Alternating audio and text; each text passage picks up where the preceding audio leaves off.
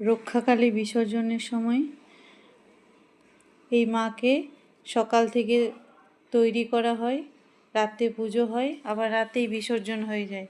মানে ভোর রাতে বিসর্জন হয়ে যায়, তখন রাত 4টে বাজে।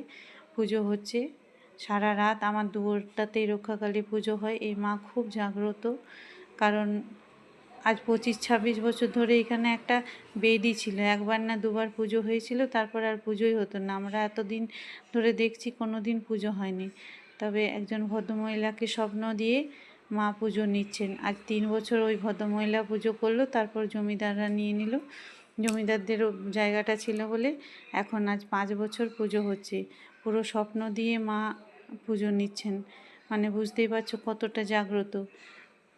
এত বছর ধরে পুজো আমরা কখনো দেখিনি। আস্তে আস্তে মন্দিরও হয়ে যাবে, কারণ এখানটা মায়ের এখন মেঝেটা একদম নিচে ছিল, উঁচু হয়ে গেল। আর খুব ধুমধাম করে পুজো হচ্ছে, আর মা খুব জাগ্রত। দু একজনের মাঝে মাঝে দেখি ভর হয়ে যায়, মানে এত জাগ্রত।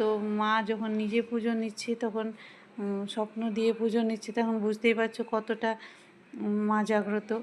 জয় মা রক্ষাকালী, সবাই একবার প্রণাম করো, সবারই মঙ্গল হবে। মা সবারই মঙ্গল করে।